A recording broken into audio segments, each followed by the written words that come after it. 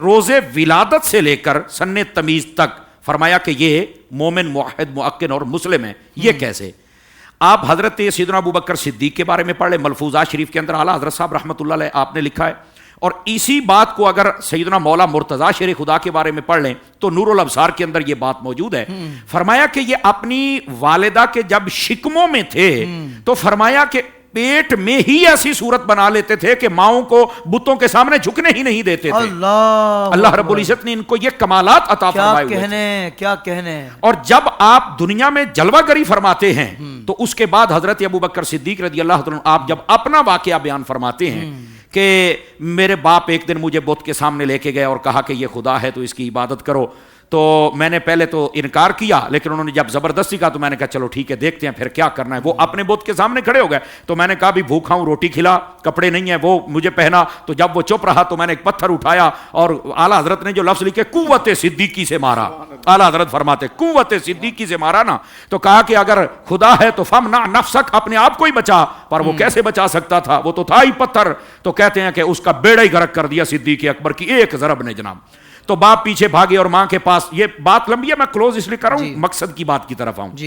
ماں نے کہا کہ کیا ہوا ہے, کیوں پیچھے بھاگ رہے ہو؟ تو کہا اس نے آج بت کا یہ حشر کیا. تو فرمایا جانے سے پہلے مجھ سے تو پوچھ رہے تھے کہ آپ کو نہیں پتا جب یہ میرے پیٹ میں تھا تو تبھی کہہ دیا گیا تھا کہ تجھے بشارت ہو اس مبارک بیٹے کی جس کا نام صدیق ہوگا اور یہ مصطفیٰ کا رفیق ہوگا. سبحان اللہ سبحان اللہ. تو کہا جب یہ کہہ دیا گیا تو مجھ سے پوچھ تو لیتے نا. تو کہا یہ بتوں کے سامنے جھکنے والا نہیں. اللہ رب العزت نے حضرت صدیق اکبر کو یوں بچا. حضرت مولا مرتضیٰ کے بارے میں یہ نور الابصار میں موجود ہے. فرمایا کہ آپ بھی کبھی اپنی ماں کو بھی نہیں جھکنے دیا اور کبھی خود بھی نہیں, اور خود جھک بھی کیسے سکتے تھے؟